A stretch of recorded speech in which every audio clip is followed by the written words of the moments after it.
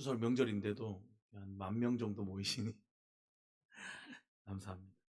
여러분, 사람은 살아가면서 누구나 인생에서 실패와 수치를 경험하며 살아갑니다. 그것이 개인 혼자만의 잘못이든 또는 가정의 문제든 아니면 교회나 사회 속에서 드러난 부끄러운 사건이든 그런 실패나 수치를 경험하게 되면 우리는 그 어려움 앞에서 고개를 들기가 너무 어렵습니다.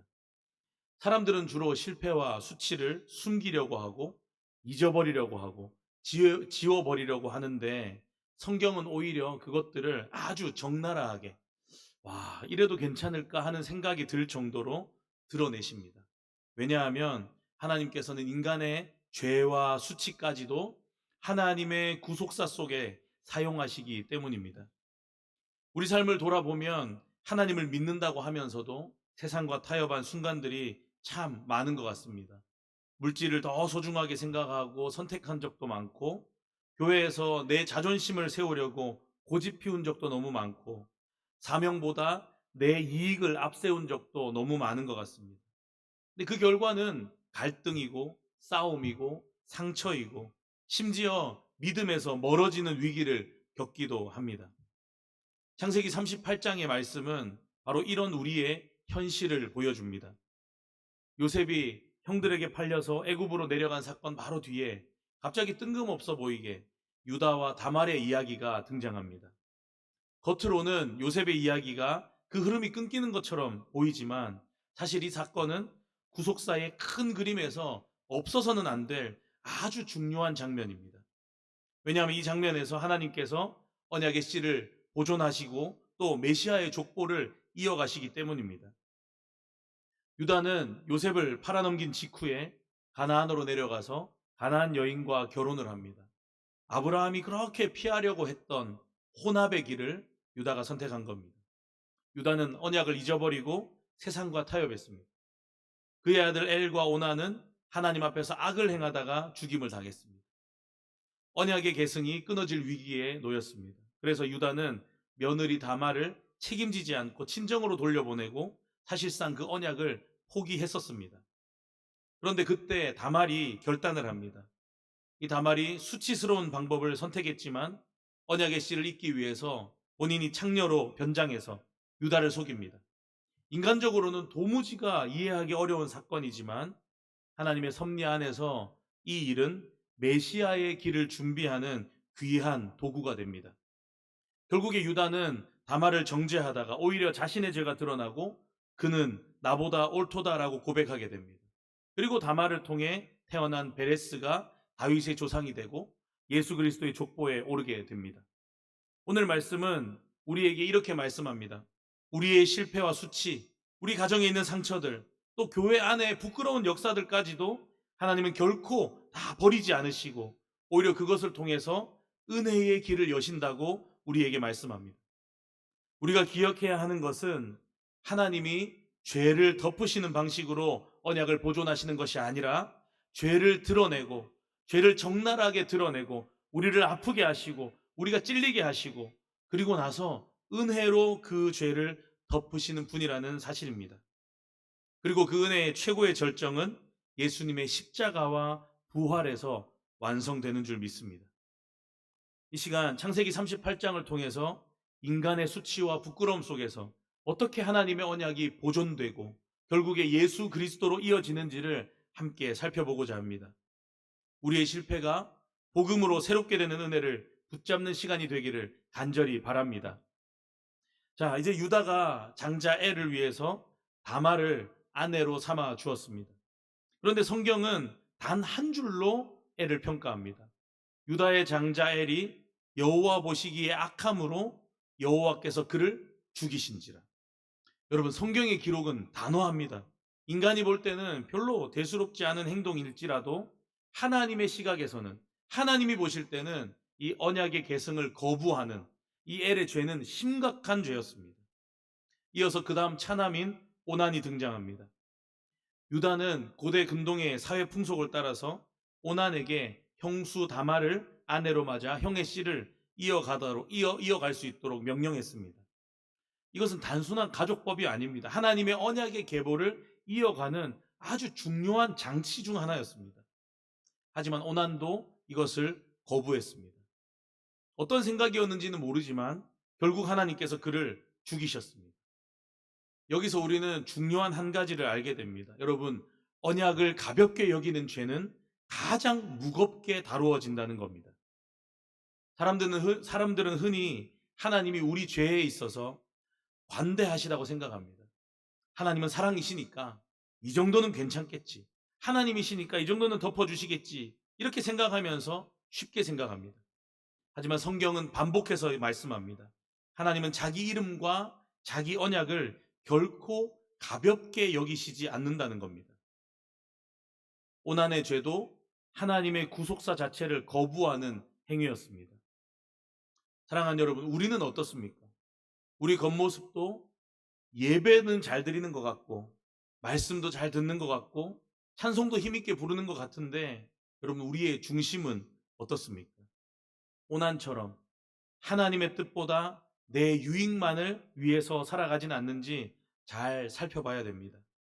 사람들한테는 숨길 수 있어도 하나님 앞에서는 절대로 숨길 수가 없습니다. 그렇게 어려움을 겪고는 유다가 다말을 친정으로 돌려보내면서 책임을 회피합니다. 셀라도 그 형들과 같이 죽을까?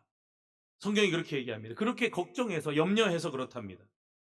다말을 언약의 계승의 통로로 인정하지 않으려고 했습니다. 언약을 책임져야 할 가문의 가장이 오히려 언약을 끊어버리려고 한 것입니다. 엘과 오난 그리고 유다는 모두 다 하나님의 언약보다는 내 생각, 내 욕심, 내 방식, 그걸 더 소중하게 여겼다는 것이 모두가 똑같습니다.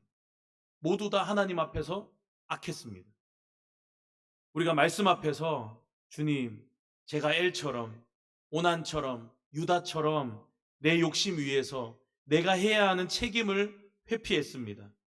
내가 해야 되는 일을 제대로 하지 못했습니다. 하지만 주님, 저의 실패에도 불구하고 포기하지 않으시는 주님의 은혜를 붙잡습니다. 우리를 도우시고 긍휼을 베풀어 주옵소서.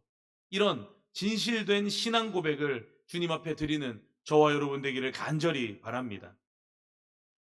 그렇게 시간이 얼마 지나고 유다가 아내가 죽었답니다. 그리고 아내가 죽고 양털을 깎으러 딥나에 올라갔답니다. 그 소식을 들은 다말이 즉시 결단합니다. 셋째 아들 셀라가 장성했음에도 불구하고 자신에게 주어지지 않았다는 사실을 알았기 때문입니다. 다시 말해서 유다가 아직까지도 언약의 책임을 끝까지 회피하고 있다는 게 철저하게 드러난 것입니다. 그래서 다말이 큰 수치와 위험을 무릅쓰고 창녀로 변장합니다.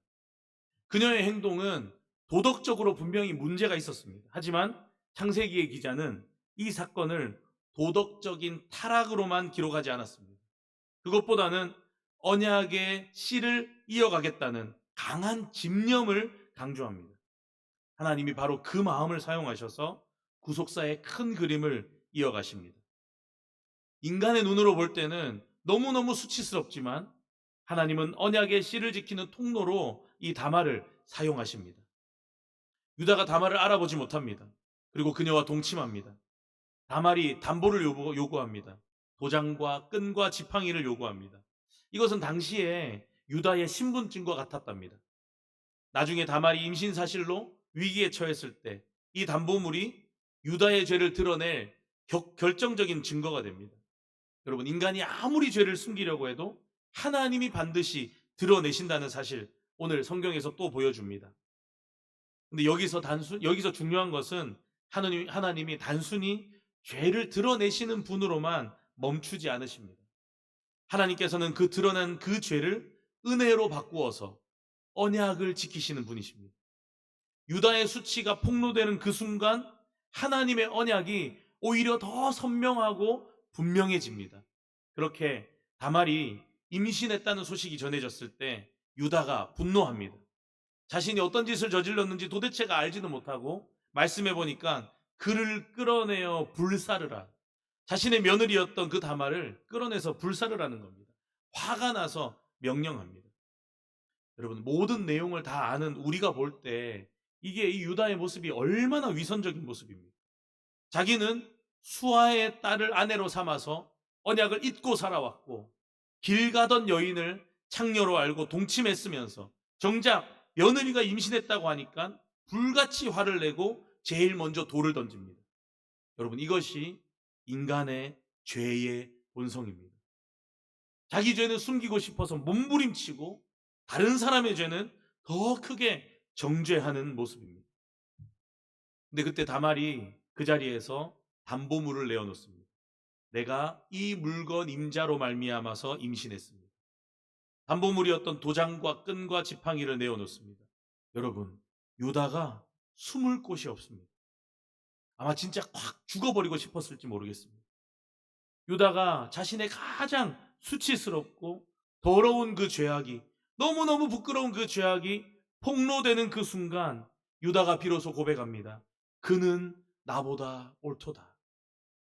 여러분, 옳도다 하는 이 말이 다말이 잘했다는 얘기를 하는 게 아닙니다.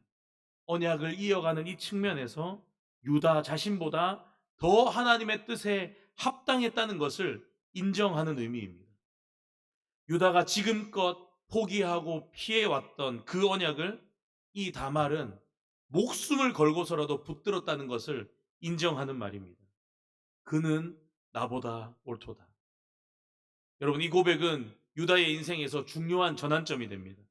나중에 유다가 요셉 앞에서 동생 베냐민을 위해서 자신이 대신 잡혀가겠다고 나서는 용기를 보여주는데요. 언약을 무시하고 그렇게 하나님 무시하고 살아가던 사람이 은혜를 경험하고 변해가는 모습을 우리가 볼 수 있습니다. 무엇보다도 오늘 읽은 말씀, 무엇보다도 이 사건의 절정은 오늘 읽은 말씀, 쌍둥이의 출생 장면이 가장 절정인 장면입니다. 세라가 먼저 손을 내밀어서 붉은 실, 홍색 실을 묶었는데 결국에는 베레스가 뚫어버리고 나왔다고 표현하고 있습니다. 베레스가 뚫고 나와서 먼저 태어납니다. 베레스라는 이름 뜻이 그래서 뚫고 나온 자입니다. 인간의 질서와 제도, 장자의 권리의 그 모든 관습이 깨뜨려지고 하나님의 주권적인 선택이 드러난 겁니다. 여러분, 이 베레스가 누굽니까? 나중에 다윗 왕의 조상이 되고 예수 그리스도의 족보에 기록된 아주 중요한 인물입니다. 사랑하는 여러분, 인간의 가장 수치스럽고 부끄러운 사건 속에서 하나님께서는 메시아의 길을 예비하신 겁니다. 이것이 복음입니다. 우리의 죄와 수치는 하나님께서 결코 외면하지 않으시지만 동시에 그것을 은혜로 덮어주셔서 구속사의 일부로 만들어 가시는 겁니다. 여러분, 우리가 늘 교회를 바라볼 때 꼭대기에 꼽혀 있는 십자가가 바로 그렇습니다. 십자가는 인류 역사에서 가장 수치스럽고 잔혹한 사건입니다. 인간이 감히 하나님의 아들을 못 박아 죽인 사건입니다. 그러나 하나님은 그 십자가를 통해서 우리 인류의 구원을 이루셨습니다. 다말과 유다의 사건이 부끄러운 역사의 한 장면이지만 하나님께서 그 속에서 구속사의 머릿돌을 세우셨습니다. 시편 118편에도 마태복음 21장에도 사람들에게는 버린 돌이 모퉁이의 머릿돌이 되었다고 말씀하십니다. 예수님도 십자가라는 비참한 버림받은 사건을 통해서 우리의 구원의 머릿돌이 되셨습니다. 뿐만 아닙니다. 베레스가 태어난 건 예수 그리스도의 부활을 예표합니다. 예수님의 십자가의 죽음 이후에 무덤은 예수님의 육신을 가두어 둘 수 없었습니다. 인간의 죄와 죽음의 장벽을 예수님이 뚫어버리시고 예수님이 부활하신 줄 믿습니다. 베레스가 장자의 질서를 깨뜨리고 뚫고 태어난 것처럼 예수님은 죽음의 질서를 깨뜨려 버리시고 생명의 주로 부활하신 줄 믿습니다. 여러분, 저와 여러분의 삶의 고백이 유다의 고백과 같기를 간절히 바랍니다. 그는 나보다 옳도다.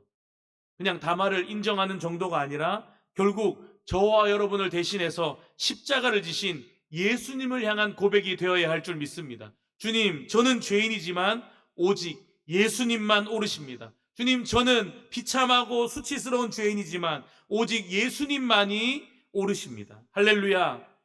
이 고백이 우리의 인생 가운데 넘쳐나기를 축복합니다. 오늘 말씀을 마음에 새기시고 우리 자신의 의로 살지 않고 십자가의 은혜 붙들고 살아가기를 간절히 바랍니다. 그리고 우리의 실패와 수치를 은혜의 이야기로 바꾸시는 하나님을 신뢰하며 살아가는 저와 여러분 되기를 간절히 바랍니다. 베레스가 메시아의 길을 여는 통로로 쓰임 받았듯이 저와 여러분의 삶도 복음을 전하는 귀한 통로로 쓰임 받게 될 줄 믿습니다.